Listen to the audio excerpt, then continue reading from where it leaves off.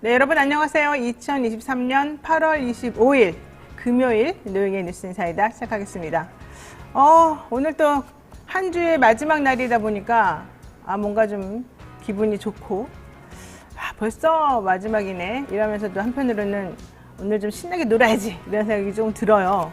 뭐 시국이 어수선하다고는 하지만 힘을 내야 된다 이런 의미로 사실은 다들 받아들이실 거라고 생각합니다. 영친 여러분들과 함께 오늘도 어떤 이야기 나눠볼지 소개를 해드리겠습니다. 첫 번째 순서로는요, 요즘 이 오염수 방류 때문에 난리가 났습니다. 어제 문재인 대통령 드디어 입을 열었습니다. 하태경 의원이 그랬죠? 문재인도 알고 있다. 방류하는 거 아무 문제 없다는 것을. 이렇게 또 자극을 하니까 문재인 대통령 도를 넘었다. 선을 넘었다. 도저히 참지 못한다. 페이스북에 글을 썼습니다. 윤건영 의원 같은 경우에 왜 자꾸 건드리느냐. 대통령이 그동안 예의를 차리느라고 하고 싶은 말이 있어도 꾹꾹 참았는데 뭐 하는 짓이냐. 화를 낼 정도로 사실 대통령과 그 주변 분들이 되게 조용히 있었죠. 하지만 드디어 문재인 대통령이 드디어 입을 열었습니다. 지난번 잼버리 대회 때부터 지금 입을 열고 있어요. 저는 매우 고무적이라고 생각하고 좋은 신호라고 생각합니다.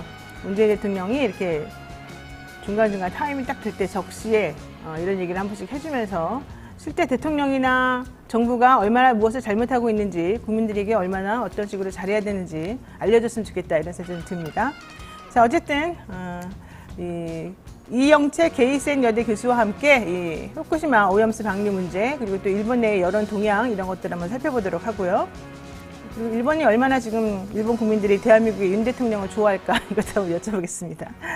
그리고 이어서 뉴스픽 시간에는요, 박용진 기자와 함께합니다. 마지막으로 쇼미더미신 코너에서는 이번 주 특집으로 권역별 시 도정 평가 그리고 22대 총선 여론조사를 살펴보겠습니다.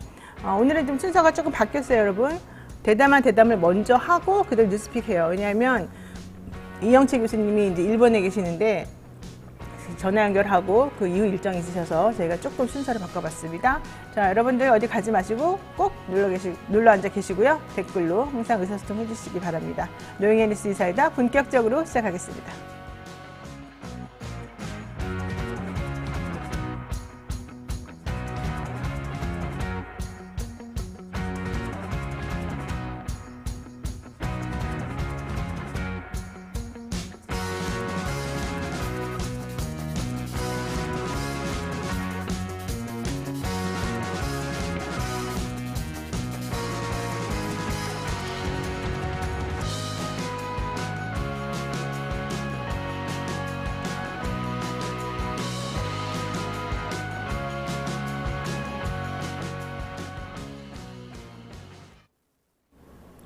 네, 우리 영친이님 중에 강원희님께서 오늘은 해가 보이네요. 힘들 냅시다. 매의 눈으로 오염수를 지켜봐야죠. 이렇게 말씀하셨습니다. 그 얘기 한번 해보려고 그래요. 일본이 후쿠시마 제1원전에 130만 톤 분량의 오염수 해양 방류를 어제 시작을 했습니다. 이거 한번 방류되기 시작하면 앞으로 한 30년 정도 계속 될 거란 얘기인데요. 후쿠시마 원전 사고가 발생한 지 약 12년 반, 방류를 공식 결정한 지 2년 4개월 만의 상황입니다. 우리 정부는 방류 계획과 다른 상황이 생기면 즉시 중단을 요구하겠다라고 말했습니다만은 얼마나 그 말이 믿을 수 있는 말인지 사실 저는 좀 믿기가 어렵네요. 관련해서 이영채 일본 게이센 여학원대 교수와 함께 이야기 나누겠습니다. 교수님 안녕하세요. 네, 안녕하세요. 네, 오랜만에 뵙는데 항상 현안 때문에 뵙기 때문에 좀 심각하게 얘기를 하는 것 같아요. 자, 우선 여쭤보겠습니다. 지난주 한미일 정상회의를 계기로 한국과 일본이 어느 때보다 밀착되어 있습니다. 우리 대통령 미국 가서 뭐 했나, 그냥 손 들어주고 거시기 하고 온 거 아니냐, 이런 생각이 좀 들었습니다만, 일본에서는, 성과가 있었다고 당연히 생각할 것 같습니다. 이번 한미일 정상회의, 그리고 한일 관계, 일본에서는 어떻게 생각하나요? 네, 일본에서도 이 한미일은 캠프 데이비스라는 곳에 좀 상징성도 있고, 새로운 정기를 맞이했다라고 높게 평가를 하고 있습니다. 무엇보다도 일본은 좀 실질적인 이익을 얻은 게 많죠. 그렇죠. 이 오염수 방류에 대해서 실제 미국과 그리고 한국을 포함해서 승인을 받았다라고 이렇게 이해를 했고, 특히 무엇보다도 일본이 가장 관심이 있었던 것은 서프라인 체인을 확보했던 건데, 이것도 전략적인 부분에서는 성공한 거고요. 그리고 특히 미사일 정보를 동시간에 공유하게 되고 또 북한에 대한 사이버 테러 공동을 할 수 있게 되었다. 즉 일본은 명확하게 실질적인 이익을 얻어낸 것인데 오히려 한국이 이 한미일 군사동맹을 주장하면서 특히 미국의 중국 봉쇄 정책에 한국이 들어왔기 때문에 오히려 한국을 좀 걱정하는 논조들이 많이 있었습니다. 이 부분은 특히 한국이 루비콘강을 건넜다라고 일본의 미디어들이 이야기할 정도로 어떻게 보면은 이 한미일 동맹 쪽에 못을 박아두었다라고 하면서 저래도 되는가 한국이 이런 논조가 있었습니다. 잠깐만요. 루비콘강을 건넜다 한국이 너무 걱정스럽다. 이게 무슨 뜻입니까? 실질적으로 말하면은 미국이 이번에 내놓은 안은 중국을 군사적으로 봉쇄하는 건데 네. 실제 중국과의 관계에서 경제 의존도가 높고 미중 대립 속에서 역대 보수 정권들도 애매한 입장을 취했죠. 그렇죠. 그런데 윤석열 정권이 명확하게 이 군사적인 입장 표명을 하는 이 동맹안에 동의를 했다는 것들은 중국을 저렇게까지 적대시하면서도 이 지정학적인 위치에 한국이 국익을 지킬 수 있을 것인가, 오히려 더 이 안을 정말 실행할 수 있는지 지켜봐야 된다라고 할 정도로 한국에게는 경제적인 상황을 보더라든지 이제 북한 문제를 보더라도 중국과의 관계가 필요한데 이렇게 한미일 동맹에 있는 것이 과연 한국의 이익인가, 이런 논평을 하는 거죠. 그러니까 일본에서 보기에도 우리 대통령이 너무 많이 퍼졌군요. 받는 건 없이 다 해주기만 하고. 실제 일본의 논조에서도 좀 의미 있었던 것은 왜 그럼 지금 시기에 그렇죠. 이 캠프 데이비드에 한국을 불렀느냐. 네. 이것은 윤석열 정권의 여기 지지율을 봤을 때 내년엔 총선거가 있을 것이고 낮은 지지율 속에서 미국은 대통령 선거를 겨냥을 해서 지금 시기를 선택한 거고 오히려 지금 이 시점에 한국을 묶어 두는 게 정권이 바뀌거나 선거가 지더라도 오히려 일본이나 미국은 이익을 다 챙겼다. 이러한 분석을 하고 있는 걸 보면 실제 한국에 국익이 있었는가 아주 냉철한 분석인 것 같습니다. 맞습니다. 자, 중국을 적대시함으로 인해서 가장 큰 타격을 입을 나라가 대한민국인데 대한민국이 그런 거 아랑곳하지 않고 일본과 미국과 발을 맞춰서 북중러에 대해서 아주 각을 세우고 있다. 저러다가 큰일 나겠는데 이럴 정도라는 이 말이 사실은 상당히 중요한 의미가 있는 것 같은데요. 어쨌든 이런 상황이라고 한다면 일본의 기시다는 야, 외교 잘하네, 정말 훌륭하네, 이렇게 인기가 많아질 것 같은데 그렇습니까? 네, 그 한미일 정상회담 하기 직전에 키시다 수상의 지지율은 계속 떨어지고 있습니다. 바로 직후에 아사히 신문의 이 여론조사를 보다도 33%인데 이 3개월 연속 지지율이 떨어지고 있는 상황이죠. 그래서 어떻게 보면 한미일 정상회담이 필요했던 것이고 조금 아마 회복됐을 것 같은데 이것을 가지고 바로 오염수 방류를 하겠다라고 지금 이 시나리오를 전개하고 있다고 봐야 될 것 같습니다. 그 오염수 방류 얘기는 사실 일본에서도 찬성파, 반대파 계산해보면은 한 30% 정도만 찬성하고 나머지는 잘 모르겠다가 훨씬 많은 걸로 제가 알고 있거든요. 맞아요? 실질적으로 그렇게 봐야죠. 물론 이제 정확하게 여론조사를 하면 한 50% 정도가 반대일 것인데, 네. 지금 이제 방류가 가까워지고 일본 정부가 이것을 결정을 했기 때문에, 일본인들 성격상 정부가 결정을 하면은 따라가는 거지만, 실질적으로 동의를 하는 건 아니기 때문에, 네. 그 60% 정도는 침묵 속에 지켜보고 있다, 이렇게 봐야 될 것 같습니다.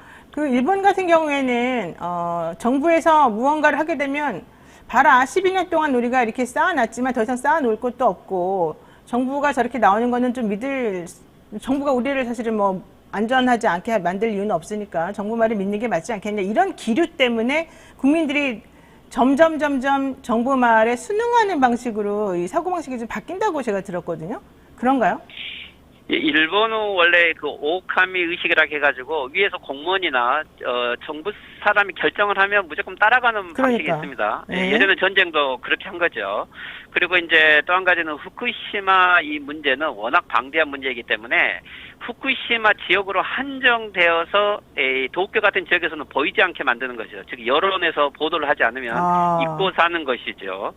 그리고 특히 지금 오염수 문제도 이게 오염수가 방류가 되면 일본 전 해역 모든 지역에 문제가 됨에도 불구하고 마치 후쿠시마 지역의 어민들만의 피해인 것 양으로 계속 보도를 하고 있고 네. 여기에 재정 지원을 받기 때문에 별 문제가 없을 거다라고 이렇게 생각하게 만들기 때문에 시민 의식의 문제도 있지만 미디어와 정부의 교묘한 정책도 있다고 봐야 되겠습니다. 그렇군요. 그런데 어쨌든 정부에서 혹은 기시다가 우리 어민들에게는 피해가 가지 않도록 이러저러한 조치를 취해주겠습니다. 걱정하지 마십시오라고 말은 했어도 어민들이나 후쿠시마 주변에 있는 분들은 안 된다. 방류 금지 소송을 내겠다. 뭐 이런 얘기까지 지금 나오고 있습니다. 어쨌든 그럼에도 불구하고 반대하는 여론이 더 두드러지게 나오는 건 맞는 거죠.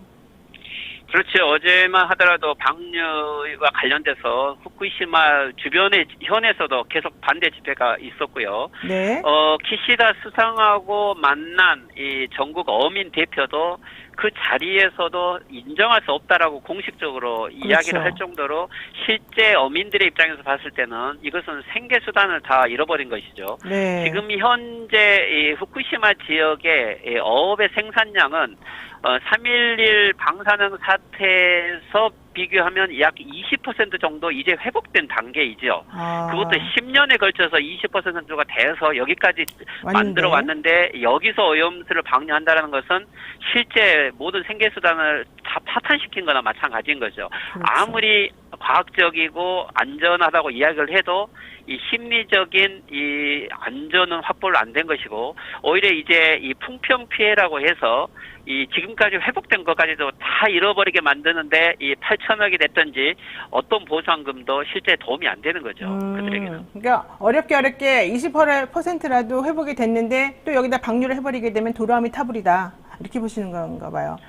자, 실제로 그런데, 예를 들면 일본 정부는 이 어민들, 즉 관계자들의 동의 없이는 방류하지 않겠다라고 2015년에 그렇죠. 이야기를 했거든요.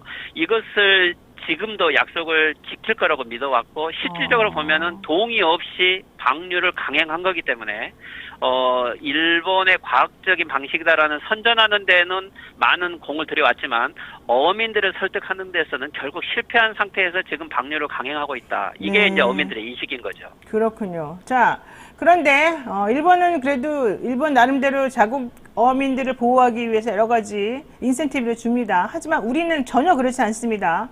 우리는 아무것도 얻는 것 없이 우리 바다만 더럽혀지고 우리 이제 회이고 뭐 생선이고 거의 먹을 수가 없는 지경이 됐어요. 물론 우리 어민들이 일본산만 그래요. 우리 건 안 그래요. 뭐 괜찮아요. 이렇게 말씀하시는데 사실 이제 먹을 거에 대한 사람들의 이 생리적 반응이라는 게 또 그건 아니거든요. 자, 그러다 보니까 오염수 방류를 두고 우리 국내 여론이 매우 좋지 않아요. 이런 상황이라면 아무리 정부가 대통령실에서 예산을 들여가지고 무슨 유튜브 홍보 영상까지 만들었다 하더라도 일단 좀 믿음이 안 가고 두 번째로는 유튜브 홍보 영상의 조회수가 너무 비상식적으로 높게 나오더라고요. 2,700만? 뭐 이런 식으로. 그게 보면은 이거 자기네들끼리 조회수 높이기 뭔가 조작하고 있는 거 아니야? 이러니까 더더욱 못 믿겠어. 이런 생각을 좀 하게 만들거든요. 어떻습니까? 네, 실질적으로 일본 입장에서는 한국의 좀 여론을 가장 의식할 수밖에 없을 겁니다. 네. 윤석열 정권은 일본에 대해서 오염수 방류에 협조를 해주고 적극적으로 문제 제기를 안 하지만 결국 한국의 여론이 악화되면 윤석열 정권의 지지율이 떨어질 거고 그리고 이 부분이 또 한일 간의 정책에도 영향을 미칠 거라고 보는 거죠. 그런 의미에서 한국 정부가 이 한국 국내 여론을 무마할 수 있는 이 홍보용 영상을 만드는 것은 오히려 일본이 해야 될 일을 한국이 해주는 그렇죠. 것에 고마움을 느낄 거고 네. 일본 내에서도 실제 도쿄전력 정도만 이 홍보용 이런 영상을 하지 그 외에 다른 곳에서 적극적으로 하고 있지를 못하고 있거든요. 아마 이 영상은 한국 국내에서도 이 조회수를 높이기 위해서 노력을 했겠지만 네. 일본에서도 오히려 관심이 있을 겁니다. 한국이 왜 여기까지 하고 있을까 하면서 이런 부분은 일본과 한국 정부의 어떤 공동 합작품으로 만들어주고 있다 이렇게 봐야 되겠습니다. 자, 그러면 일본 사람들 좀 이상하게 생각하지 않을까요? 일본 내에서도 이 오염수 방류에 대해서 이렇게 반대하는 게 기본적인 사람들의 마음인데 왜 대한민국의 대통령은 아무런 반대급부 없이 그래 니네 해라 원하는 대로 해라 다 들어주는지 이해가 안 가지 않습니까? 그렇게 생각하나요 혹시? 일본 아마 이 정부 즉 기시다 정권은 윤석열 정권하고 뭐 이신전심이다. 서로 의견이 일치하고 있는 거죠. 즉 말하면은 가장 가치관이 통하는 정권이다라고 이야기를 할 정도니까. 즉 기시다 정권에게는 이 오염수 문제, 강제징용 배상 문제 이 문제를 해결해준 뭐 어떻게 보면 천재일류의 기회를 만들어준 정권이다. 이렇게까지 이야기를 하고 있으니까요. 네. 그렇지만 이제 일본의 우익이라든지 일본의 SNS 같은 여론들은 한국 정부의 모습보다는 한국 내에 여러 반대 여론을 더 확신 더 관심을 가지고 있어요. 결국에는 이 한국 사회가 이 새로운 뭐랄까요, 이 오염수 반대 문제는 이 반일 집회를 하고 있다 이런 식으로 보도를 하고 있고 또 많이 보고 있기 때문에 실질적으로 윤석열 정부의 노력보다는 이 한국 사회의 반대 여론은 결국 이 일본에 대한 나쁜 감정을 만들고 있다라고 하는 부분에서 보면 아무리 윤석열 정부가 노력을 해도 일본인들의 보편적 의식 속에 한국에 대한 이미지를 개선을 시킨다든가 노력을 해주고 있다. 이렇게까지 보기는 어렵습니다. 오히려 정부가 국민의 의식을 반영하고 있지 않기 때문에 윤석열 정부에 대한 신뢰를 더 낮게 만드는 이러한 제스처라고 봐야 될 것 같습니다. 그렇게 다들 보시는군요. 얼마 전에 아사히 신문에서 그런 보도가 나왔지 않습니까? 대한민국의 윤석열 정부 혹은 여당 이쪽 라인에서 방류를 조금 서둘러 달라. 총선이 있을 즈음에 방류하면 선거에 영향을 미칠 수 있다. 뭐 이래서 24일을 기준으로 해서 방류할 거다라는 보도가 나왔어요. 그리고 나니까 우리 정부는 한동안 가만히 있다가 아니다. 그건 사실이 아닙니다라고 소극적으로 부인하고 있다가 결과적으로는 이제 어제 방류를 시작하게끔 만들었는데요. 아사히 신문에서 말한 것처럼 일본에서도 지금 윤석열 정부가 총선이나 이런 정치적인 계산 때문에 이 방류의 시점이나 이런 것들을 조금 고려해달라고 요구했다. 이렇게 알고 있나요? 네, 실제 기시다 정권이 방류에 대해서는 한 3가지 시나리오가 있었던 것 같습니다. 네. 첫째는 8월 상순에 하려고 했는데 네. 이 중국이 갑자기 이것이 핵 오염수다라는 식으로 공식적으로 비판을 하고 나와서 여기에 좀 대응할 필요가 있어서 상수는 놓쳤다라고 하고요. 그리고 8월 중순 일본에는 오봉 휴식이라고 해서 추석과 같은 휴일인데 바로 직후에 하려고 했는데 이 한미일 정상회담이 있었고 한국이 이 정상회담 이후로 해달라고 하는 요구가 있었다고 해서 아마 이 부분은 좀 고려를 한 것 같습니다. 그렇지만 실질적으로는 8월 24일에 된 것은 9월 초가 되면 이 후쿠시마 지역에 저인망 어업이 시작돼서 이 8월 말을 놓쳐서는 안 된다. 뭐 이런 것들이 있었겠지만 이 한국의 요구를 일본 미디어가 보도를 하는 것은 이 8월 24일을 결정적으로 정하는데 키시다 수상이 주체적으로 결정을 한다는 것은 정치적 부담이 많았던 거죠. 오히려 한국이 요구했다는 부분만을 리크를 시키면서 실질적으로 이 한국의 요청에 일본이 따랐다라고 하면서 이 부담을 한국 쪽에 좀 덮어 씌운 이 정치적 의도도 있는 보도였다라고 이렇게 좀 봐야 될 것 같습니다. 그러니까 지금 교수님 말씀은 우리 정부는 부인했지만 사실상 한국에서 24일 혹은 뭐 그 전에 혹은 총선에 전혀 무리 안 가는 시점을 딱 찍어서 방류를 해달라고 요청한 그것은 사실이다. 이렇게 지금 보시는 거예요? 그렇죠. 한국의 요청은 있었을 거고 이 부분을 일본 정부는 부인하지 않았던 거죠. 그리고 이제 한국의 선거만이 아니고 네. 키시다 수상도 총선거를 가을에 해야 되는데 이 시기를 놓치면은 선거하기가 어려운 거죠. 그렇죠. 그렇기 때문에 한국만을 배려한 게 아니고 키시다 정권도 자신들의 정치 일정 속에서 이 8월 24일은 결정됐다 이렇게 봐야 될 것 같습니다. 자, 오염수 방류가 어쨌든 시작이 됐는데 앞으로가 더 중요하다 이런 말들 많이 합니다. 당초 우리 정부에서는 오염수 방류 후속 조치로 한국 전문가의 원전 상주를 요구했고요.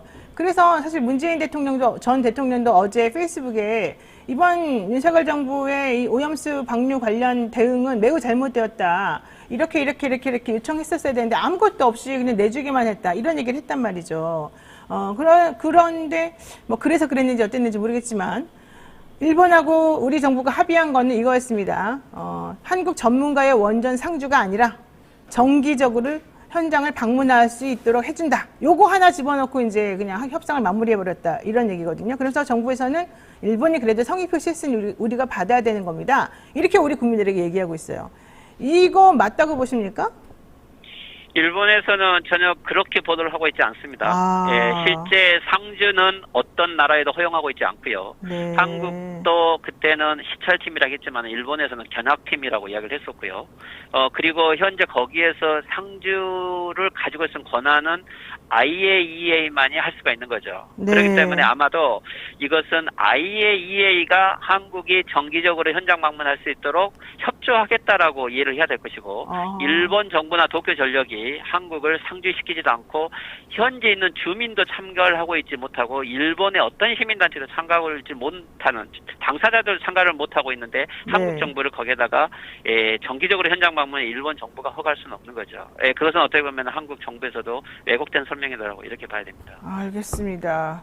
자, 어쨌든 중요한 거는 우리가 지금 하고 있는 여러 가지 행동들을 일본도 사실은 일본 국민들조차도 이해를 제대로 지금 못하고 있다, 뭐 이런 것 같습니다.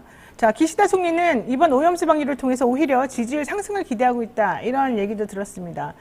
기시다에 대한 여론, 국민들의 선호도, 호감도 이런 것 좀 좋아지고 있나요?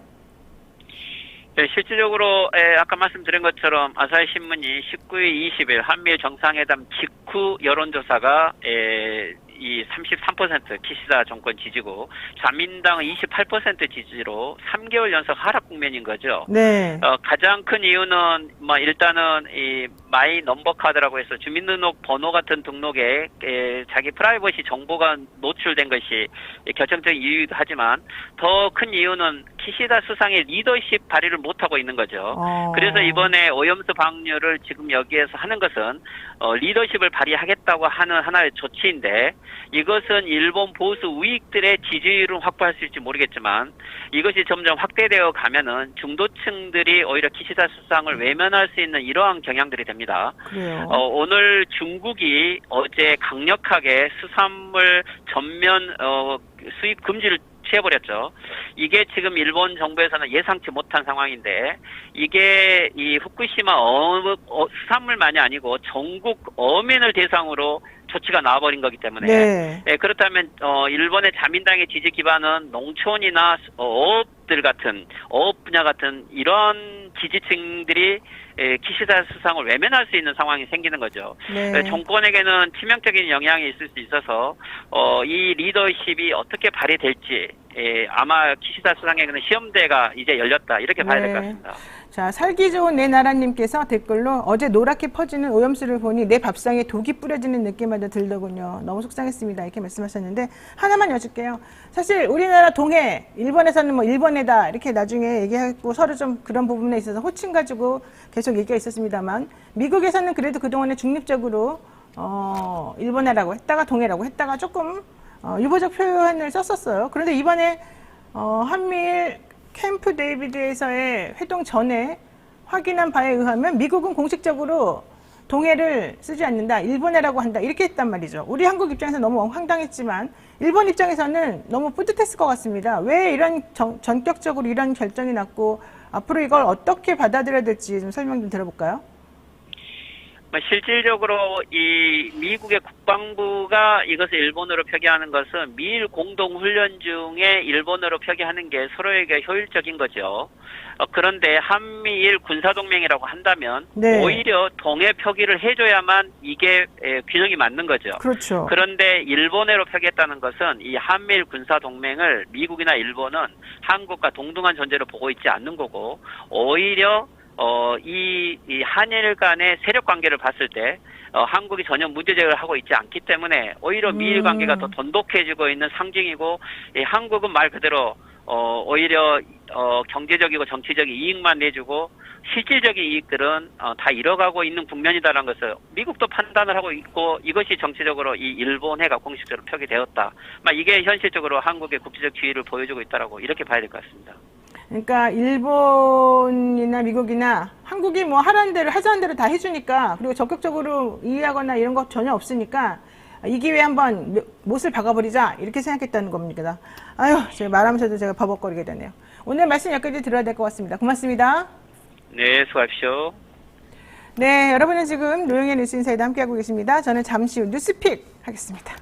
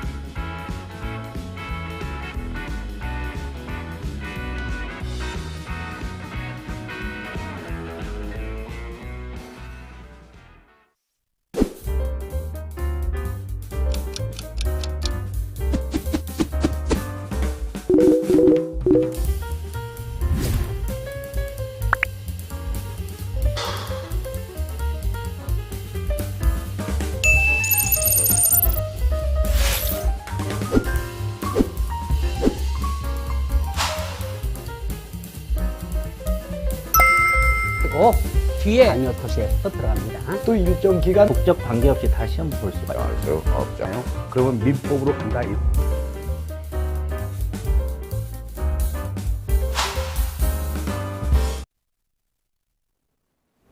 네, 바쁜 아침 이것만은 꼭 알아야 된다. 여러분들께 엄선해서 알려드리는 뉴스픽 시간입니다.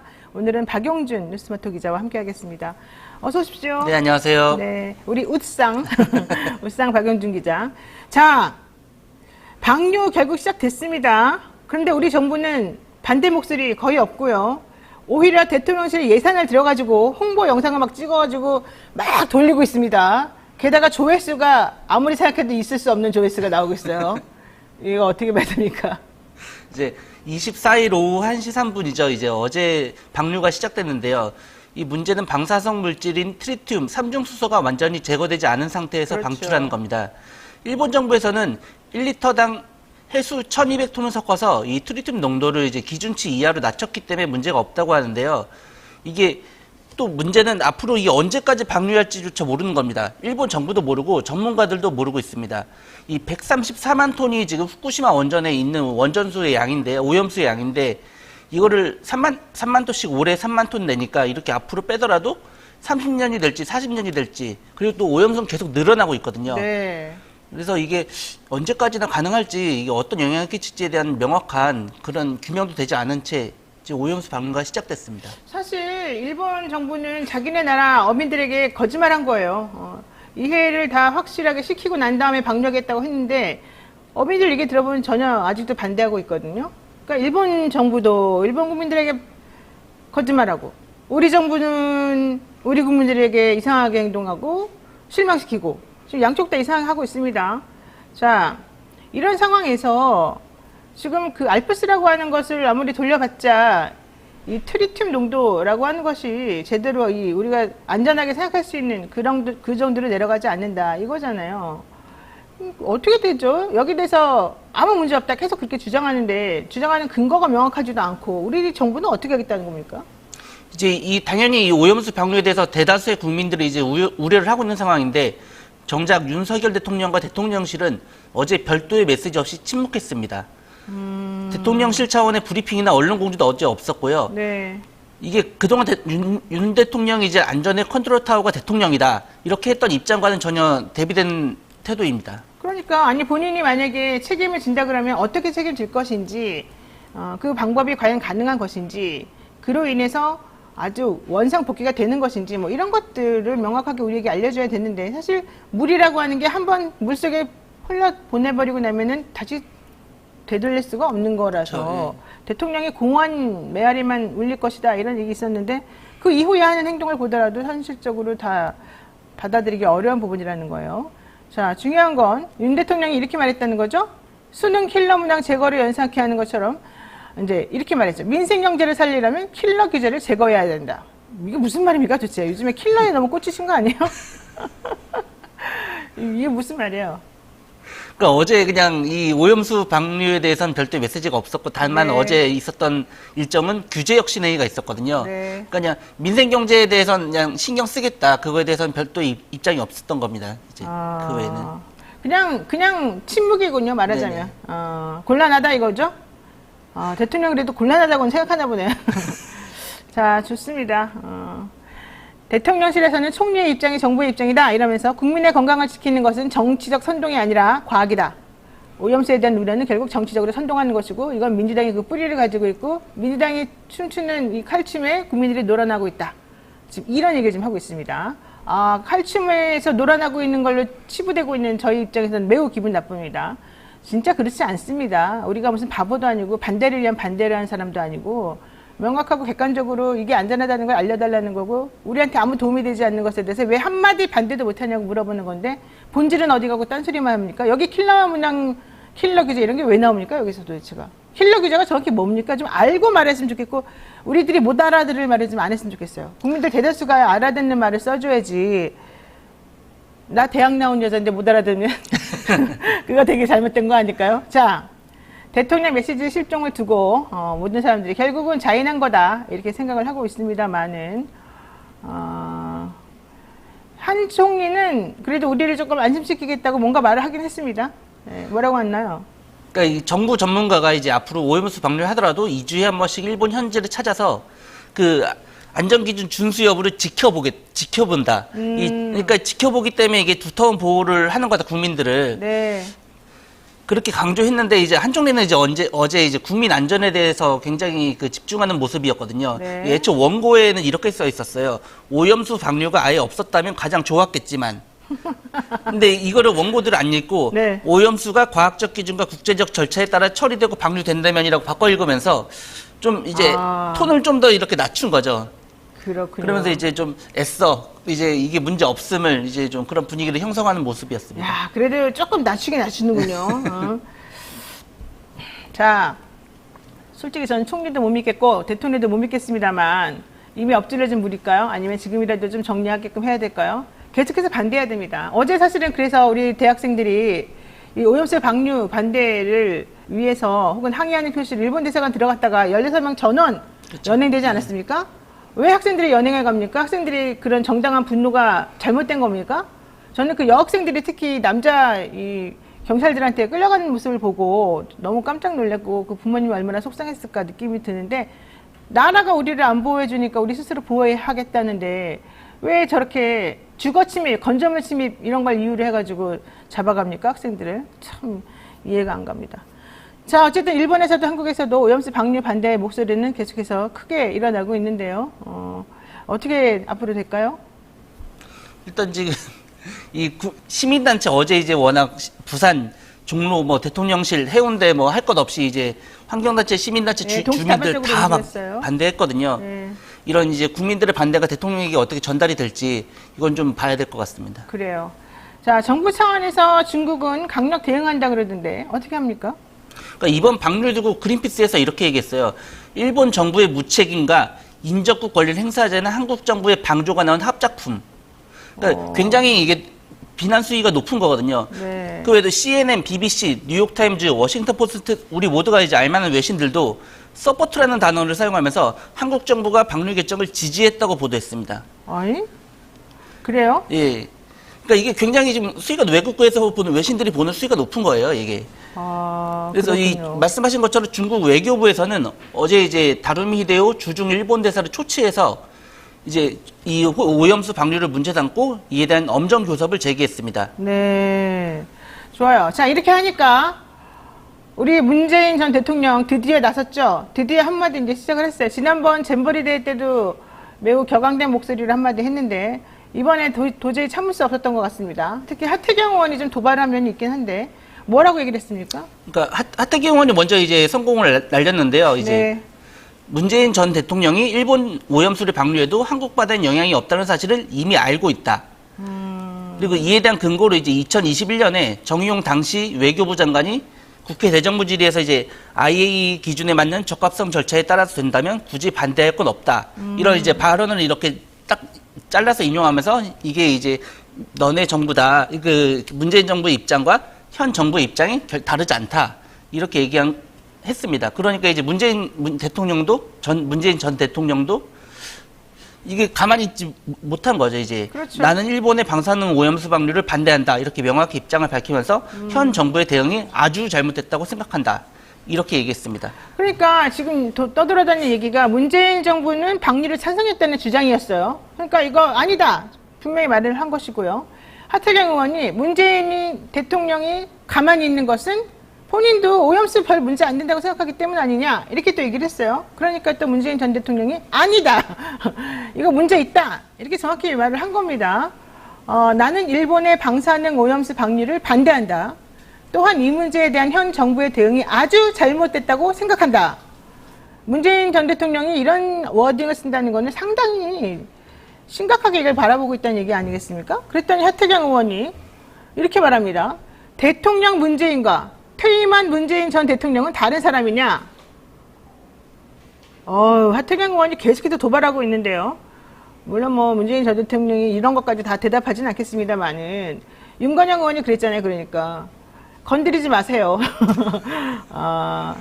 자, 정말로 문 대통령이 찬성했다가 반대하는 겁니까? 이 상황 자체가? 그래서 이거를 제가 좀 더 확인을 해봤습니다. 팩트 체크해봤죠. 이제. 예. 그래서 여기까지 한번 보면은 이제 문재인 대통령이 그때는 찬성을 했다가 지금은 이제 모종의 이유로 반대하는 건가 이렇게 생각하시는 분도 있을 수 있는데요. 전혀 아닙니다. 예. 예. 이게 이제 주무부처가 이제 해수부거든요. 이제 그래서 해수부 홈페이지를 들어가서 이제 후쿠시마 오염수라고 검색만 해도 딱 나옵니다. 이제 문재인 정부 당시 해수부가 어떤 노력을 했는지가 나오는데요. 이제 네. 이게 이제 IAEA가 이제 원자력 관련해서 활동하는 기구라면은 국제 해사 기구라고 이제 그 해양 활동 관련해서 이제 유엔 산하 기구가 있습니다. 여기에 이제 런던 의정서와 런던 협약을 관리하는데 여기에 이제 런던 해사 기구에 2021년 당시 이제 문성혁 장관이 이제 서한을 하나 보냅니다. 오염수 방류에 대한 우리 국민의 우려와 이제 협조 요청을 담아서 이제 공식으로 이 서한을 보냈고요. 네.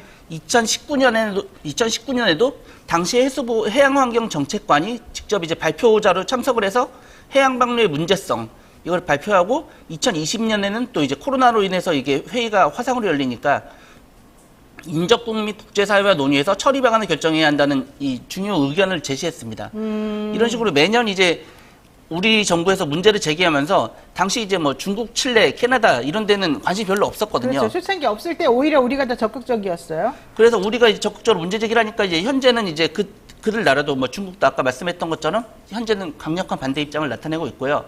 이게 그래서 올 10월에 이 런던에서 총회가 열리는데 정식 안건으로 이제 오염수 방류 문제를 논의합니다. 근데 이 총회 결과에서 이게 중단으로 이제 결정될 수도 있거든요. 네. 이게 위반으로 이제 이 런던 협정이나 런던 의정서를 이건 위반한 거다 이렇게 확정이 될 경우 네. 현재 오염수 방류가 이제 지금 시작은 됐지만 네. 그때는 이제 중단 결정까지도 최대의 경우 그렇게 나올 수 있는 거죠. 그러니까 사실 간단하게 생각해 보면 자기 집에서 쓰레기가 발생한 거예요. 자기네 집에서 뭔 관리를 잘못해가지고. 근데 그 쓰레기가 매우 유독하고 매우 안 좋은 거예요. 근데 그거를 남의 집에다가 갖다 버리고 다 나눠서 가지자라고 지금 일본이 주장하고 있는 거예요. 말하자면. 그러면 일단 다른 집 사람들 목숨까지 위험하게 만드는 거 그거를 우리가 왜 허용해야 되느냐. 정말로 니네가 이걸 니네 집에만 놔둘 수 없다 그러면 니네가 그에 상관의 보상을 해줘야 되는 거 아니냐. 이웃집이라든가 그 자치구라든가 뭐 그 시도라든가 이쪽에게 문제가 발생하지 않도록 보상이라도 뭔가 제대로 해야 되는데 니네는 지금 그런 것도 안 하지 않느냐. 그리고 이게 괜찮다라고 주장하는 IAEA는 우리가 못 믿겠다. 니네 뇌물을 줬다는 얘기까지 나온다. 지금 이거잖아요. 자, 그런 상황에서 저 여당 쪽이나 정부에서는 야, 왜 그래? 문재인도 옛날에 오케이 했잖아. 이제 이렇게 말하는 겁니다. 근데 우리가 확인해 봤더니 전혀 그게 아니었다는 거잖아요. 조금만 확인해봐도 사실이 아니라는 걸 알 수 있는데도 굳이 가짜뉴스를 퍼뜨리면서 아니라고 주장하는 도대체 이유는 뭘까요? 이게 그 하나 또 재밌는 게 아까 말씀했던 네. 그 하태경 의원이 예로 든 정의용 당시 장관 발언이 있거든요. 근데 이 발언도 풀 발언을 보면은 세 가지 요건이 마련되고라는 추가 단서가 있습니다. 그러니까 단순히 그냥 IAEA만 통과되면 우리가 오케이 하겠다가 아니라 일본이 충분히 과학적 근거를 제시하고 정보를 공유해야 하며 그리고 한국 정부와 사전에 충분히 협의해야 하고 또 IAEA 검증 과정에 한국 전문가가 참여해야 하고 이 세 가지가 다 조건이 충족돼야만 우리는 그 정부는 그때 찬성할 거다. 이렇게 하면서 현 정부는 그냥 IAEA만 통과하면 오케이 이거랑은 좀 결이 다른 거죠. 그러니까 보세요.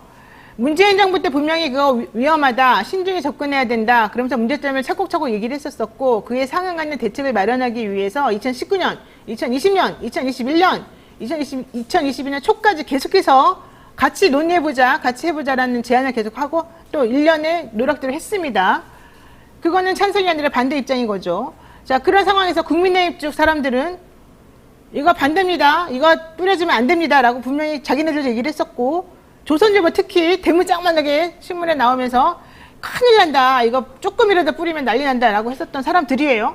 근데 갑자기 정권이 바뀌고 나니까 그렇게 찬성했던 사람들이 반대했던 사람들이 이제 와서 갑자기 자기네는 찬성하는 사람으로 돌아서고 왜 찬성으로 돌아섰는지에 대한 설명도 없고 그때 당시에 반대하고 이러면 안 된다고 주장했던 사람들이 찬성한 사람이라고 거짓말하고 지금 이 상황인 거잖아요.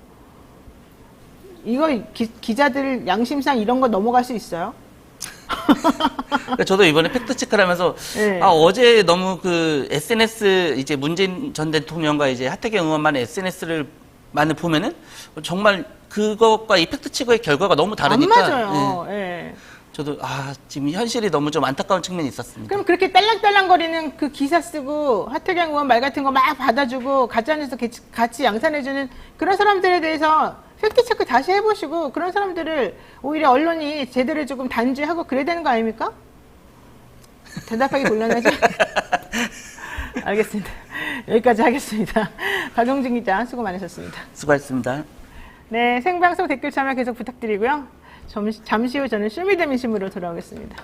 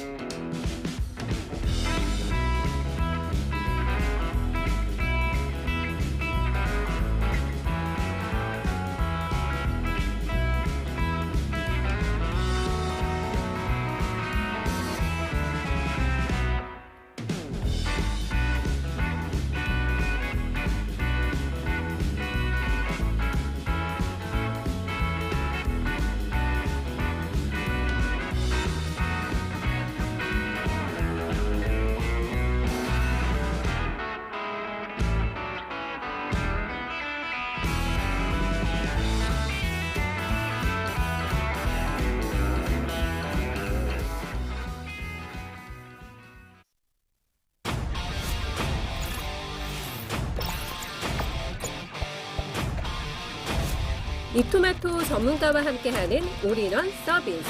주식 투자 교육, 주식 종목 추천, 주식 투자 방법. 장 시작부터 마감까지 라이브 온 에어, 실시간 생방송. 현명한 투자를 위한 투자 교육과 투자 방법. 이토마토가 여러분과 함께하겠습니다. 네, 이제 매주 금요일 여론조사를 통해서 민심을 알아보는 쇼미더민심 코너 시작하겠습니다. 한 주 동안의 민심 동향 살펴볼 건데요. 배종찬 인사이트 K 연구소장 그리고 이승형 본부장 모셨습니다. 두 분 어서 오세요. 안녕하십니까. 네, 두 분도 그냥 저거 광고 나가는 동안에 살짝 얘기 나눴습니다만 이 후쿠시마 오염수 방류 너무한 거 아닙니까? 너무하죠. 응, 너무해요. 아니 어제 이제 방송을 하는데 방송을 듣고 있던 분이 아예 그 댓글을 보냈더라고요. 바다가 아프다. 바다가 아프다. 바다가 아프다. 그래서 그냥 위안을 삼기 위해서 노래를 듣고 싶다 그러면서 The Water is Wide 그 노래 듣고 싶다라는 얘기를 하시더라고요. 참 참담하죠. 네. 저녁에 이제 초밥을 먹었어요. 초밥. 근데 그 집 사장님이 마지막 업종을 초밥. 이제 바꾼다고 어머나. 갑자기 전기통닭과 호프집으로 바꾸겠다고 그러시더라고요. 근데 이렇게 정부의 이 무능함과 이런 것이 개인의 어떤 생활에 개인의 어떤 먹고 사는 문제에 이렇게 영향을 끼치는구나. 네. 그 집 꽤 오래된 집이었거든요. 근데 그 노영희 진행자 말씀하신 게 제일 그 와닿는 게 상식적으로 이해가 안 되는 게 그러니까 우리 지금 정부에서는 뭐 2천억을 투입을 해서 수산 피해에 대해서 지원을 하겠다고 그러는데 사실 이거 수산 피해가 일본 때문에 생기는 거잖아요. 그러니까요. 일본이 오염수를 방류하기 때문에 일본에서 그걸 이제 품평이라고 이야기를 하거든요. 네. 그런 심리적인 영향 때문에 사람들이 수산물 횟집도 식당도 잘 안 가게 되는 그런 현상이 급격히 소비가 줄어드는 현상이 발생하면 그 피해는 일본이 보상을 해야 되는 거죠. 보상을 하든. 네. 네. 자, 어쨌든 우리 정부는 일본에 대해서는 별로 얘기도 하지 않고 괜찮다. 우리는 조금 반대는 하고 있다. 이런 얘기만 계속 하고 있어서 신뢰를 좀 상실해 가고 있는 느낌이 들고 있습니다. 자, 우리가 조사한 거 보겠습니다. 쇼미더민심 뉴스마트 의뢰로 미디어토마토가 실시했습니다. 한 주간의 여론 동향 파악해 보는 건데요. 이번 주에는 특별히 여론조사 100회차를 맞이했습니다. 네. 자, 우선 이거 공식적인 혹은 내용 살펴보기 전에 본부장님 여론조사 100회차 무슨 의미가 있을까요? 뭐 사람도 100일 뭐 기념하잖아요. 요즘 떡 드세요. 떡 왜 안 주세요? 옛날에 장미 씨가 떡 드세요. 네, 이따 국밥 드릴게요. 아, 국밥. 그럴까요? 네.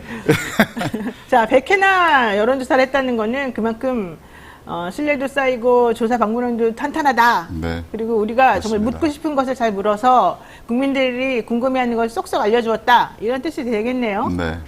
이번에 조사한 거는 16개 시도 네. 권역별로 조사를 했고요. 안심번호를 사용해서 네. 돈 좀 드렸습니다. 그러니까 돈 이번에. 많이 들었다. 전국에 계신 한 3만 명 정도 안심번호 이게 통지사로 이렇게 받는 거죠? 이거? 예, 맞습니다. 네. 그 응답률도 좀 높네요. 높아서 네. 6.5% 이렇게 평소보다 한 2배 정도 이렇게 할 수 있었군요. 돈이 많이 듭니다. 돈이 많이 들어요. 자, 어쨌든 이것도 해야 되겠네. 두 개씩 사주세요. 어쨌든 안심번호를 활용한 ARS 방식으로 실시했고 표본오차는 95% 신뢰 수준의 플러스 마이너스 3.1% 포인트이고요. 응답률이 6%가 넘었다는 거 이거 상당히 중요한 것 같고요. 3만 명을 대상으로 했다는 거 네, 사람들 많이 했네요, 그렇죠? 네네네. 자, 자세한 조사 개요와 결과는 중앙선거여론조사심의위원회 홈페이지 참조하시면 됩니다. 자, 이거 설명을 어쨌든 해보죠. 자, 지역별 대통령 지지율 살펴봤습니다. 어떻게 나왔습니까? 먼저 이 조사는 네. 일본 어제 오염수 투기 이전에 조사됐다는 점을 먼저 말씀을 드리고요. 수도권을 일단 보시면 좀 아쉽군요. 네. 네. 서울이 40.2% 긍정이고요. 너무 높습니다. 너무 부정이 높습니다. 55.6%. 경기도를 보시면은 긍정이 33%, 부정이 64.4%. 인천이 긍정이 31.8%, 부정이 66.1%. 인천 진짜 높네. 저기 화면 보시면 파란색 막대가 긍정을 나타내는 것이고 빨간색 막대 그래프는 부정을 나타내는 거예요. 자, 이것도 설명 드릴까요? 그렇습니다. 그러니까 이제 전체 16개 시도에 대해서 이제 다 확인할 수가 있는데 중요한 건 이제 지역별로 어떤 특성이 나타나느냐가 중요하겠죠. 네. 그러니까 이제 전통적으로는 영남 지역에서 이제 윤석열 대통령이 보수 정당의 대통령이니까 높을 테고 또 호남 쪽은 나쁠 테고 수도권은 또 긍정인 데도 있지만 부정이 훨씬 더 높은 데도 있을 테고 이런 것인데 중요한 거는 지금 방금 전에 말씀하셨는데 후쿠시마 오염수 방류 시작한 날짜는 포함이 안 됐지만 지역적으로 영남을 좀 주목해서 볼 필요가 있을 것 같아요. 왜냐하면 영남 지역이 부산, 울산, 경남이 상대적으로 다른 지역보다도 더 지지 기반이 있는 지역 중에서는 후쿠시마 오염수 영향을 받을 수 있거든요. 그 지역을 좀 보실 필요가 있는데 바로 소개를 좀 해드릴까요? 네네. 근데 지금 부산은 보면 대통령이 긍정 49.2, 부정 46.7. 그러니까 특별하게 부산에서 긍정 지지율이 상당히 높지가 않아요. 네. 근데 울산을 보시면 이제 샘플 수도 중요하겠습니다만 울산을 보시면 긍정이 39.9. 울산입니다. 네. 부정이 52.8. 그러니까 울산은 김기현 대표의 또 지역 기반이 있는 곳이거든요. 그러네요. 근데 긍정이 대통령 지지율이 40%가 안 돼요. 부정은 52.8이에요. 과연 이게 영남 쪽일까? 울산이 맞나? 이런 생각이 들 정도예요. 네. 그다음에 경남은 49.2, 부정이 46.2인데 울산이 부산도 그렇지만 경남도 그렇지만 울산은 굉장히 이 수산물 중요하거든요. 그렇죠. 고래고기도 팔고. 네. 근데 이 타격을 입은 영향이다라고 볼 수가 있는 것이죠. 수도권 민심을 좀만 놓고 보면 네. 서울의 경우는 경기하고 인천 지역하고 좀 다르죠. 긍정이 다소 높습니다. 왜 그래요? 이게 지난 대선 때하고 좀 약간 비슷한. 그때 서울의 강남 3구하고 이쪽에서 몰표 나오면서 막판에 뒤집어진 거 아닙니까? 30만 표. 그게 여전히 좀 어느 정도. 아니, 지금 이걸 보면요. 경기가 33%, 인천이 31.8%, 대전이 36.8%, 충북이 33.2%, 충남 38.3% 해서 서울이 제일 높아요. 네. 긍정평가가. 네, 그런데 맞습니다. 강원도도 47%로 되게 높아요. 네. 강원도하고 서울은 왜 이렇게 높죠? 하나는 있나? 그래도 이게 강원 같은 경우는 전통적인 보수 톱팟이잖아요. 그래서 그냥 높다? 예, 거기 지금 북한 요인이 있겠죠. 네, 거기 그렇죠. 지역구 의원 중 한 명 빼고는 나머지 다 국민의힘 의원들이거든요. 네. 강원에서도 지금 부정이 오차 범위 내에서 근소하게 높았지만 많이 그래도 과거에 비해서는 좀 좁혀진. 높아진 거구나. 특히 충남북 같은 경우는 이 선거 때마다 이 캐스팅 보트를 좀 쥐고 있는 지역이다 이렇게 얘기를 하는데 그렇죠. 대선 때 이 지역에서 윤석열 대통령이 이재명 후보를 당시 후보를 한 5% 정도로 다 앞섰던 지역이거든요. 근데 이번에 보면은 완전히 대전 같은 경우도 부정이 58%고 긍정이 36.8%고 충북도 63.5%의 부정 평가가 있고요. 네. 충남도 58.3%가 대통령에 반대하는 그런 여론이 되어 있습니다. 그러니까 많이 충남북은 많이 변했죠. 지금. 그리고 울산이 정말 높네요. 부정이 52%. 그러니까요. 그래서 제가 말씀드렸던 게 울산이 윤석열 대통령도 있지만 김기현 대표가 울산이거든요. 그런데도 그렇죠. 불구하고 대통령 지지율이 별로 안 나온다는 건 정당 지지율도 비슷하다고 보시면 돼요. 정당 지지율이 거의 대통령을 쫓아가고 따라가는 거기 때문에 이제 서울의 경우에는 서울에 보수화 현상이 있다. 그래서 보수화 현상이 있다 보니까 이제 특히 큰 이유가 이제 부동산이거든요. 재산세 할인 혜택을 많이 받는 곳이 서울이고 또 부동산 개발이 상대적으로 더 많이 되는 곳이 이제 부동산이 이제 서울이기 때문에 네. 서울이 대통령 경쟁 지지율이 높은데 문제는 뭐냐면 그래서 젊은 세대들이 더 탈서울화가 된 겁니다. 경기도로 갔는데 경기도가 지역구 숫자가 더 많죠. 이 총선을 생각해 보면 그런데 긍정이 33, 인천이 31.8%로 나왔거든요. 그러니까 네. 이른바 수도권 위기설은 지역적으로도 좀 차이가 있는 거죠. 그러니까 인천, 경기가 국민의힘으로 보면 수도권 위기라고 봐야 되겠죠. 알겠습니다. 지금 국민의힘에서는 수도권 위기론 윤상현 의원부터 지금 계속해서 얘기되고 있기 때문에 어떻게 될지 좀 봐야 될 것 같은데 어쨌든 결과는 이렇게 나오고 있고요. 자, 이것도 질문했습니다. 현역 의원과 새 인물에 대한 조사를 해봤지 않습니까? 네. 어떻게 나왔습니까? 이게 이제 지금 있는 자기 지역구 의원이 괜찮다라고 답변하신 분들 평균을 내보면 아이고. 24.8%밖에 안 나와요. 저 화면 보면요. 파란색이 현저히 짧아요.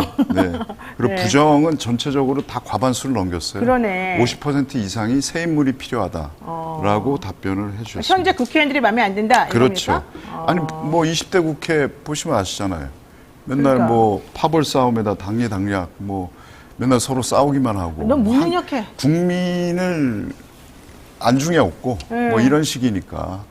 그리고 공천 뭐 확정 전에는 지금처럼 보스 소위 말하는 보스한테 충성하고 또 이러다가 이제 공천 확정되고 선거 들어가면 국민들한테도 살랑 되겠죠. 그럴까요? 그래서 선거 끝나면 또 다시 무시하고 네. 뭐 이런 건 되풀이되는 거 아니겠습니까? 자, 눈에 띄게 긍정이나 부정이 높았던 것도 있죠. 네, 눈에 띄게 이제 긍정이나 부정이 높았던 곳인데 현역 의원에 대한 긍정 평가가 근데 다 낮습니다. 다 낮은데 상대적으로 다른 것보다는 상대적으로.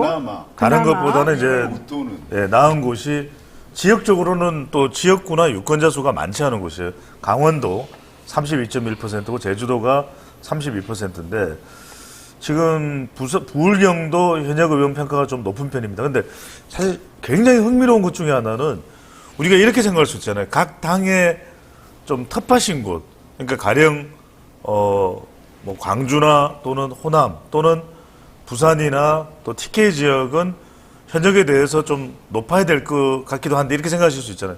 전혀 아닙니다. 텃밭일수록 더 안 좋아요. 광주에는 현역에 대한 만족도가 15.1%. 엄청 낮네요. 그다음에 울산은 방금 전에 말씀드렸는데 여기는 대통령도 관련이 있겠지만 김기현 대표 관련이 있는 지역이잖아요. 울산은 22.2밖에 안 됩니다. 그러니까 지금 뭐 수도권에 있는 현역 의원들이 못마땅해가 아니라 지금 중진으로서 공천만 되면 당선되는 곳들 있잖아요. 네. 광주나 그다음에 울산도 못마땅해. 이 사람들 왜 오는 거야? 우리가 공천한 거 아니잖아. 이런 심리가 작동하고 있는 거죠. 그렇군요. 자, 정당 지지율하고 이게 연결이 좀 되겠죠. 내년 총선의 승부처가 될 수도권 민심 확인해 볼 텐데요. 본부장님? 네, 이 수도권에 있는 그 정당 지지율, 이건 대통령 지지율하고 확연히 다릅니다. 네. 서울을 보시면 국민의힘이 39.2%고요. 이건 비슷한데요. 예. 민주당이 37.3%예요. 오. 그러니까 근소한 차로 국민의힘이 서울에서 앞선다 이렇게 볼 수 있고요. 경기 지역 같은 경우는 국민의힘이 32.3% 지지율이고 민주당이 53%. 인천이 국민의힘이 31.4%, 민주당이 50.2% 지지율을 근데 보였습니다. 전통적으로 우리 그 미디어 토마토에서 여론조사할 때는 민주당의 정당 지지율이 국민의힘 지지율보다 한 10% 정도 높게 나오던데. 네, 전국적으로. 전국적으로. 근데 서울에서는 이런 결과가 나왔고요. 그럼 이번에 전국적으로도 역시 그와 같이 나왔어요? 대통령 지지율하고 다른 거죠. 전국적으로는 비슷합니다. 전국적으로는 저희가 늘 하고 있는 그게 그거와 맞아요. 비슷한데 네, 근데 이게 왜 흥미로우냐면 네. 서울 같은 경우는 대통령 부정평가가 55.6% 나온 지역이거든요. 그런데 국민의힘이 오히려 오차범위내에서 민주당을 앞서고 있잖아요. 그래, 왜 그러는 거죠? 그러니까 대통령 부정평가, 나는 대통령 별로야 라고 했던 분들의 표심이 민주당으로 안 간 거죠. 그렇죠. 예. 이게 제가 말씀드렸던 샤이 진보예요. 아하. 그러니까 이제 대통령을 부정하기 때문에 정서적으로는 민주당 쪽에 지지할 수 있는 가능성이 열려 있는데 그렇죠. 지금의 민주당에 대해서는 투표하겠다라고 지지 의사를 표명을 안 하는 거죠. 왜요? 이게 지금 뭐 이른바 우리가 흔히 이야기하는 이재명 대표 또 뭐 이제 돈봉투 이런 이 비호감이 있는 거죠. 그러니까 너도 호감도, 별로고 예. 얘도 별로야. 그렇죠. 그래서 그래서 제가 말씀드렸던 그런 것이 민심이 있습니다. 예. 그럼 마음을 못 정한 거예요? 그렇죠. 그렇다고 봐야 되고 또 하나 흥미로운 거는 과연 대통령 지지율이 이렇게 서울이든 경기든 이 수도권을 보면 완전히 뭐 정당 지지율보다는 못하게 나오잖아요. 네. 과연 대통령 얼굴을 내세워서 내년 총선을 치를 수 있을까? 대통령은 그렇게 하신데 내 얼굴 보고 그러니까, 치르는 거다? 그러니까. 그러니까 이제 과연 국민의힘 의원들이 어떻게 할 것이냐?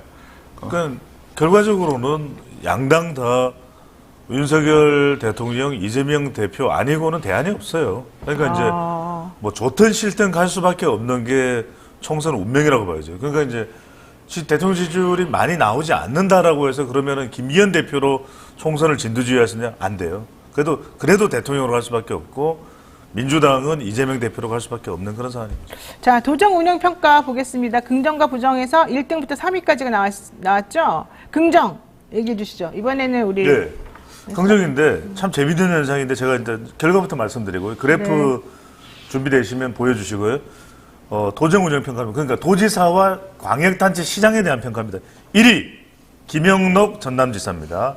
2위 이철우 경북지사입니다. 3위 김동연 경기지사입니다. 아, 긍정 평가죠. 이분들에 대한 그렇죠. 거는 도정 운영을 잘했다. 그렇죠, 그렇죠. 김영록 지사는 54.8% 아주 예. 높네요. 자, 이제 반대입니다. 반대로 잘 못했다. 꽁등부터 이제 끝에서부터 꽁등, 그다음 꽁등, 그다음 꽁꽁등. 네. 네. 자, 잘 못하는 광역단체장 1위 김영환 충북지사, 2위 강기정 강주시장, 3위 유정복 인천시장. 자, 이거 제가 재밌게 설명을 드릴게요. 왜냐하면 김영록은 언제나 1등이에요. 그래요. 문재인 정부에서도 1등이에요. 맞아요. 왜 그러냐면 이게 전남이라는 도가 굉장히 이 농촌과 어업이 어우러진 곳인데 굉장히 도지사의 역량이 중요합니다. 근데 김영록 지사가 행정 경험이 굉장히 풍부하거든요. 그리고 다른 대외 활동을 안 해요. 그렇죠. 오로지 도정입니다. 김영록 지사는 저도 방송에 예전에 같이 방송을 한 적이 있는데 오로지 도정이에요. 그래서 문재인 정부 때도 1등.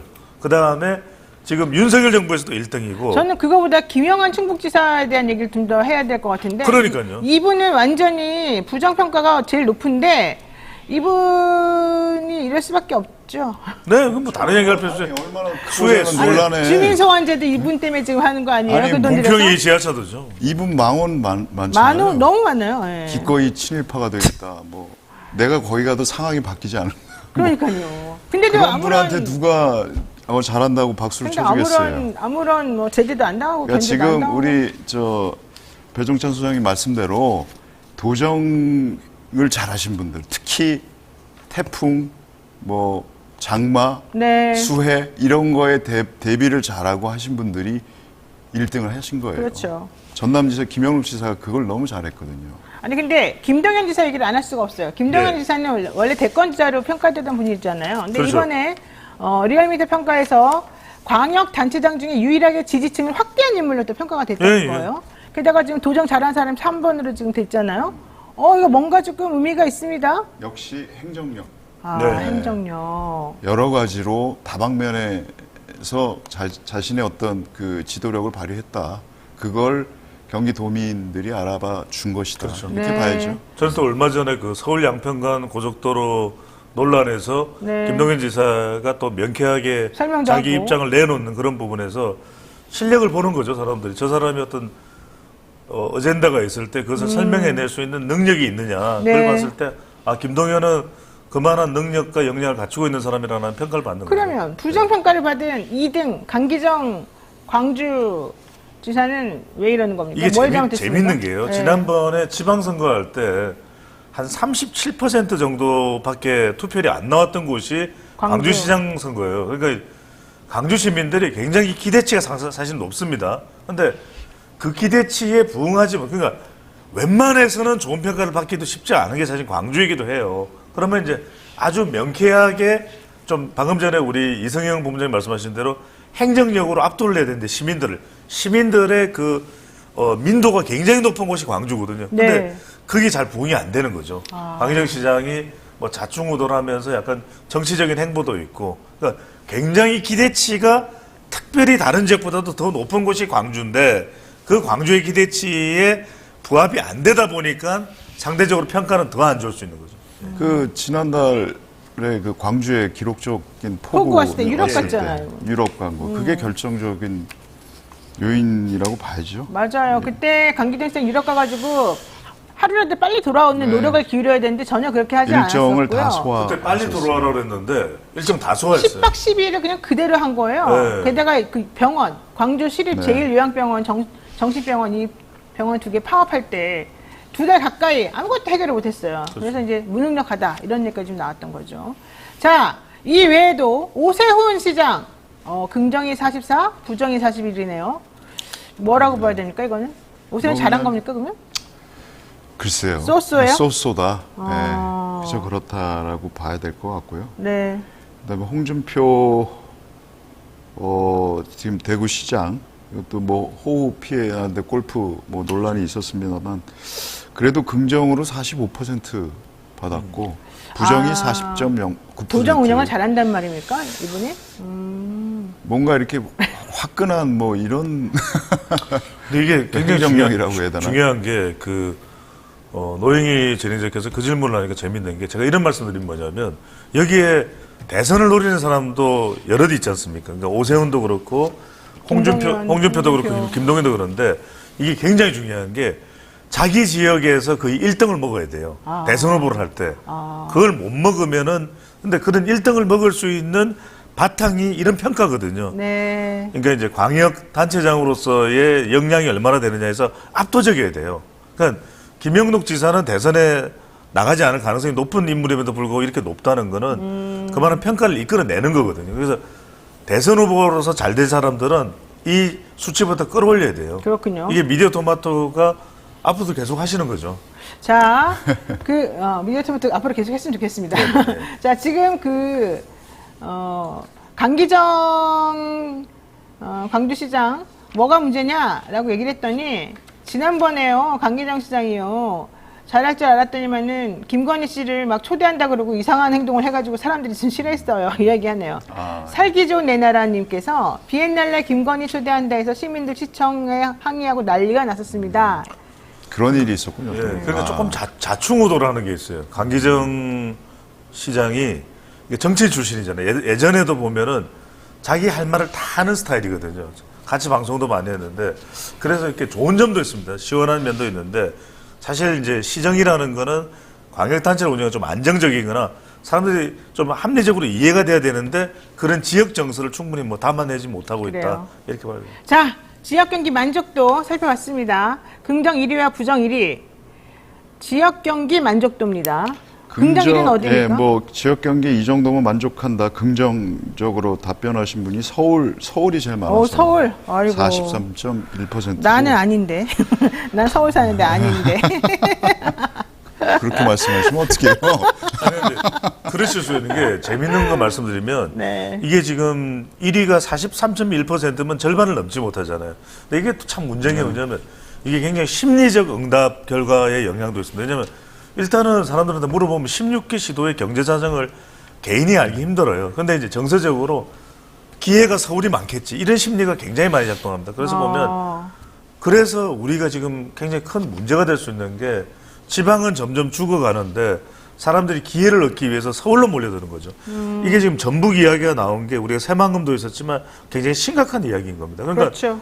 전북이 보면은 다른 지역에 비해서 그러니까 자기 지역에 대한 응답부터가 전북 응답자들이 굉장히 안 좋을 거예요. 왜냐하면 전북 응답자들이 가장 도중에서도 광역 도중에서도 굉장히 어떤 지역 자원이나 자산이나 이런 게 열세인 곳이 바로 전북이에요. 그래서 그런 점을 생각한다면 이걸 좀 심리적 요인을 극복할 수 위한 노력이 반드시 필요한 그러니까 거죠. 지금 일단 긍정 1위는 서울이고 부정 1위는 전북 63.6인데 이거 잼버리 때문에 좀 이렇게 된 거 아닙니까? 그 잼버리 민심과 지역 경기가 맞물리는 전뭐 아니 왜냐면 확인할 바가 없기 부정적인 때문에. 그 이슈가 계속해서 네. 이분을 둘러싸고 김관영 지사를 둘러싸고 있었기 때문에 이게 아마 한창 조사할 때 좀 그게 머릿속에 남아 있었을 그럴 수도 가능성이 있죠. 있어요. 그럴 수 있습니다. 그럴 수 있어요. 네, 왜냐하면 결국 이게 수도권하고 다른 지방 간의 어떤 양극화가 점점 심화되는. 근데 왜요? 이건 뭐 구조적인, 그러니까 이게 뭐 어제 오늘 얘기는 아니고 아무래도 그 양극화, 그러니까 집값이 떨어져도 보세요. 떨어졌잖아요, 최근에. 네. 떨어졌습니다만 수도권에 비해서 지방이 더 많이 떨어졌어요. 수도권은 사실 회복되고 있어요. 회복되고 있는 안정하고 상황이고 네. 인구 소멸도 더 빠르고 훨씬 아예 뭐 도시 뭐 마을 하나 자체가 하나 없어지기도 하고 학교도 사라지고 있고 거기 사시는 분들이 느꼈을 어떤 그런 정서, 아까 정서 말씀하신 지방에는 어린이집 유치원이 다 없어지고 있어요. 그러니까요. 그렇다 보면은 이게 좋을 리가 만무하죠. 그래요. 근데 맞아요. 이러면 정부에서 대책이 나와야 되는 거 아닙니까? 그럼요. 지방 뭐 경제 활성화 대책이라도 없잖아요.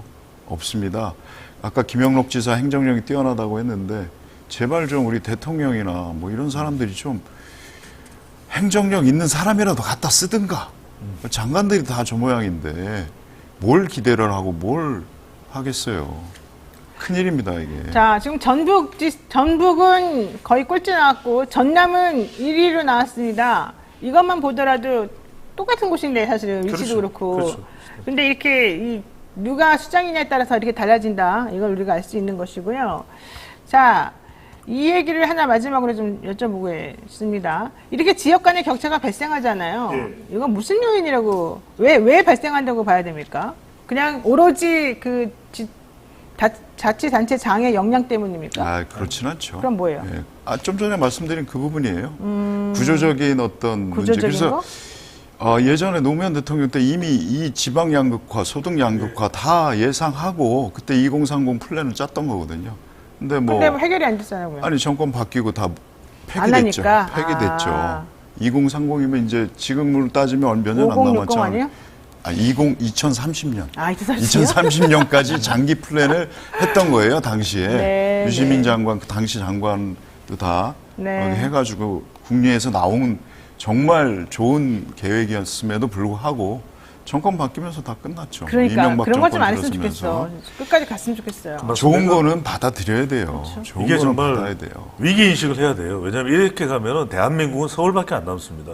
다 지방은 끝장이 날 거예요. 아, 진짜 그래서 큰일이네요. 저는 인프라를 많이 주고 서울의 뭐 대학들도 저는 대학들도 다 지방에 내려보내야 돼요. 그래서 오히려 지방이 더 살기 좋다. 근데 지금 지방에 있는 대학 자체가 소멸될 위기에 아니 빠져 그러니까 있어요. 그렇게 제가 말씀드리는 겁니다. 그래서 아예 지방으로 가급적이면 서울에 지금 막 도시 이 유동 인구도 많고 하면은 정말 대학이 있는 지역도 정말 콩나물 시루처럼 사람 살기 더 힘들어지거든요. 그러니까 이게 예. 뭐 그렇게 시골 뭐 밑에 뭐 그런 지방까지 갈 필요도 없어요. 네. 수도권 근처에 있는 초등학교 네. 전교생이 몇십 명밖에 안 되는 학교도 수두룩합니다. 서울도 지금. 줄어요. 서울도.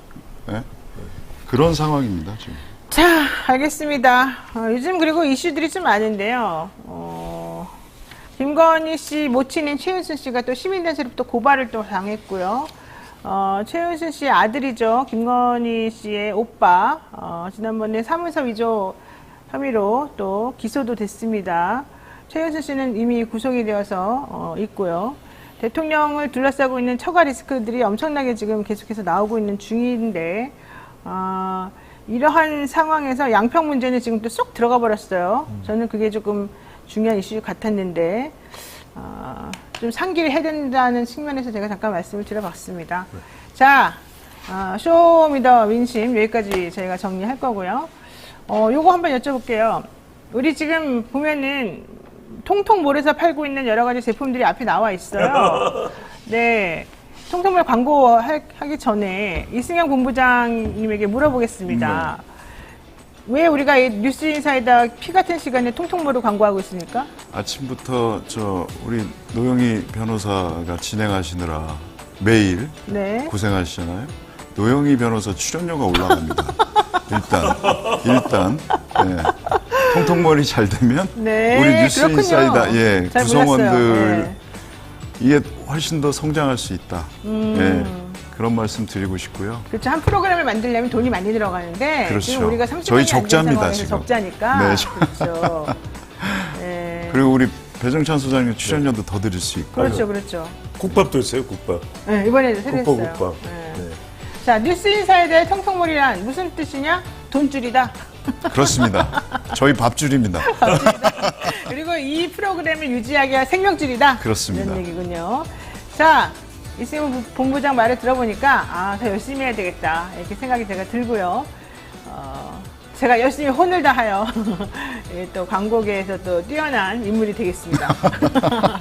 자, 뉴스인사이다를 열렬히 후원하고 먹여 살려주시는 주님, 통통몰에서 나온 신상, 그래서 바로 국보, 국밥 8종 세트를 잠깐 말씀드리는데 어제 이 상품을 어제 제가 처음 말씀드리고 난 다음에 20세트가 넘게 팔렸어요. 진짜요? 그리고 막 연락이 와. 왔어요. 우리 주 시청자들이 아마 40대, 50대 분들인 것 같은데 이거 술 드시고 난 다음에 해장국으로도 좋고 국보라고 그러니까요. 하는 이 브랜드의 국밥이 맛있어요. 유명한 거거든요. 아니, 네. 이건 제가 진짜 광고 잘할 자신 그래 있어요. 한번 해보세요. 네. 자, 국밥이요? 국밥? 국밥이에요. 국밥. 네. 국밥. 국밥인데 다음 주에 국밥. 먹방 한다는데? 아니 이게 국밥이 왜 좋냐면 속을 풀어줘요. 그러니까 요즘에 스트레스 많이 받잖아요. 또 술 한 잔 먹게 됩니다. 아니 뭐 세상이 왜 이래? 이럴 때 술 한 잔 먹었을 때 아침에 숙취해소 안 되면 고통스럽죠. 그렇죠. 그때 국보 국밥 8종. 이게 8종이니까 왜 좋냐?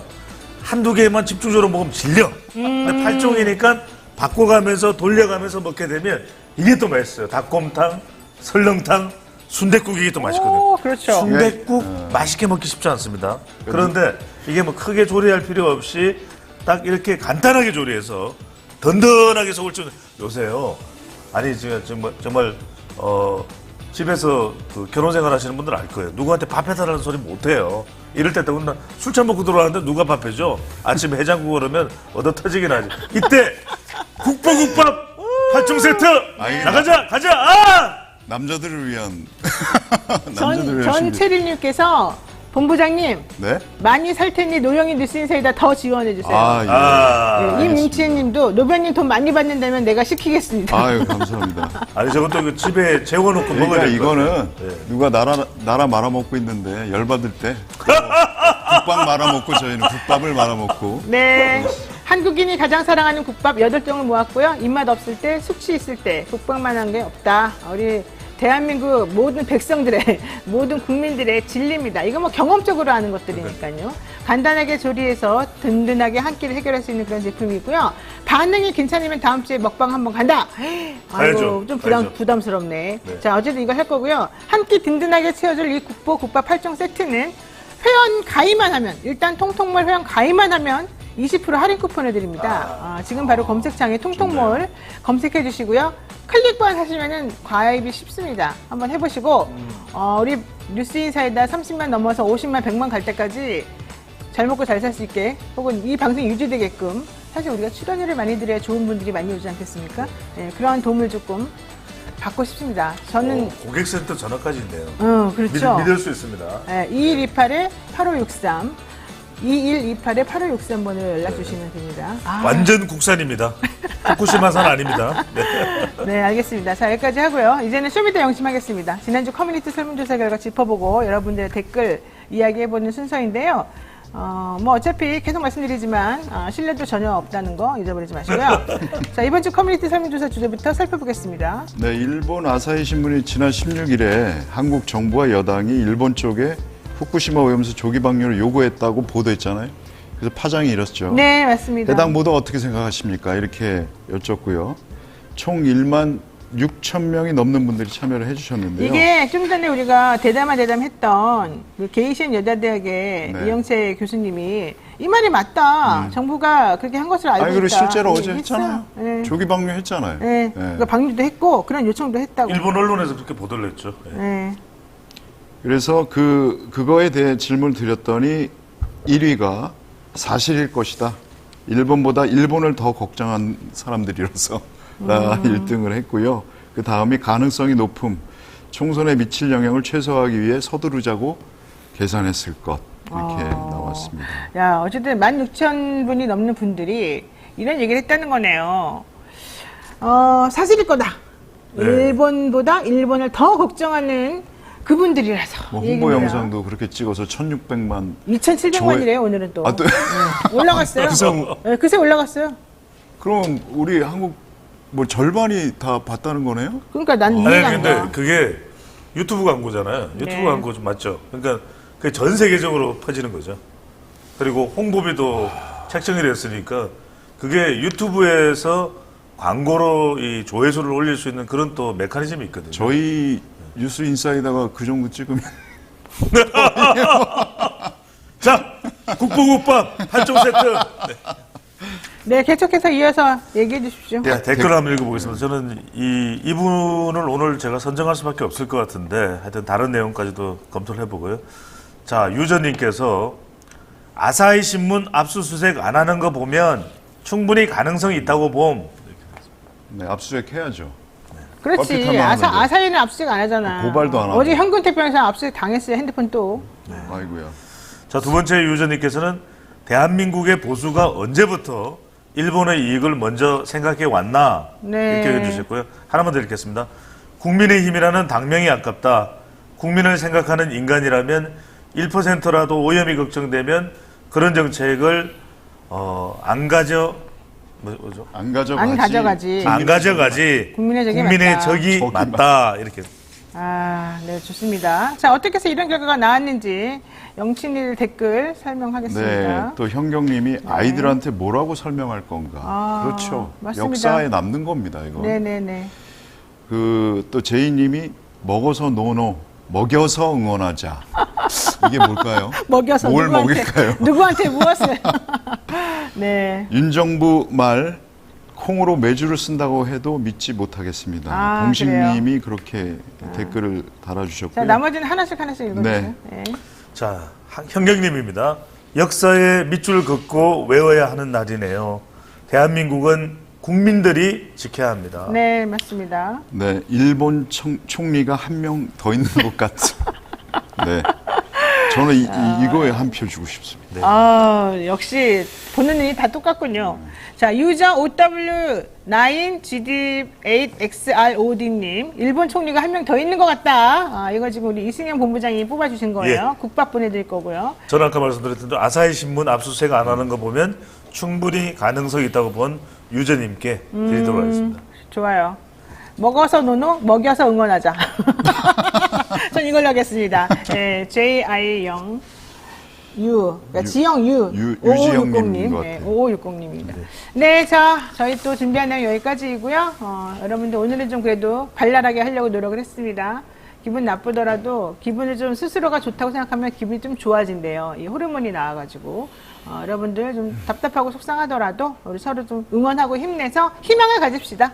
자, 저희는요, 다음 주에 더 흥미로운 주제로 돌아오겠습니다. 다음 주 월요일에 만나요. 고맙습니다. 두 분 인사하시죠. 감사합니다. 화이팅! 화이팅! 불금! 힘내세요.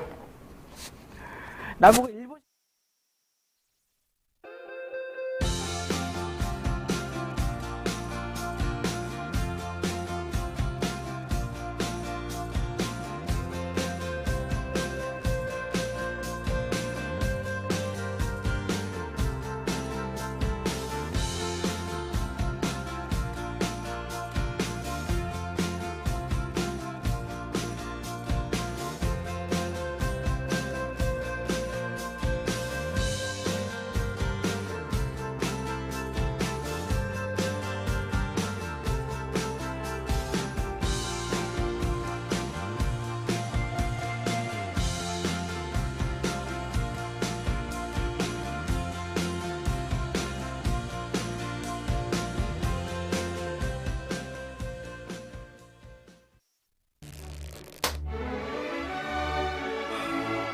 오늘따라 집중이 잘 안 된 것 같아. 모름지기 공부는 깨끗한 책상에서 해야 잘 되는데.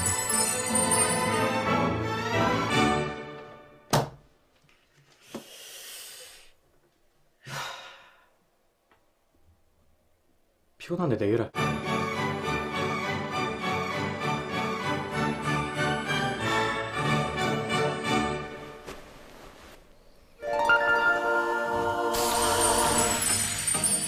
걱정 마세요.